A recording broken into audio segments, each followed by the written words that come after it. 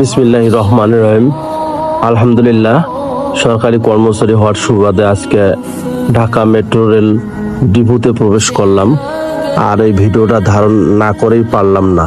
এত সুন্দর পরিবেশ, এত সুন্দর স্থাপনা, আসলে ভেতরেও প্রবেশ করছি। এখানে এত সারি সারি সুন্দরভাবে সাজানো মেট্রো রেলগুলো, ভেতরের ভিডিও করার অনুমতি নেই, যার কারণে ভিডিও করতে পারি নাই। রাস্তা একেবারে নিরিবিলি।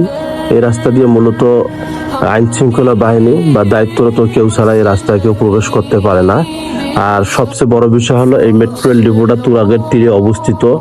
রাস্তাগুলো পাহাড়ের মতো মনে হচ্ছে, দুই পাশে এত সুন্দর গাছপালা, খুবই চমৎকার দৃশ্য, যার কারণে আমার স্মৃতি হিসেবে রাখার জন্য ভিডিওগুলো ধারণ করতেছি। অত্যন্ত ভালো লাগার মুহূর্ত।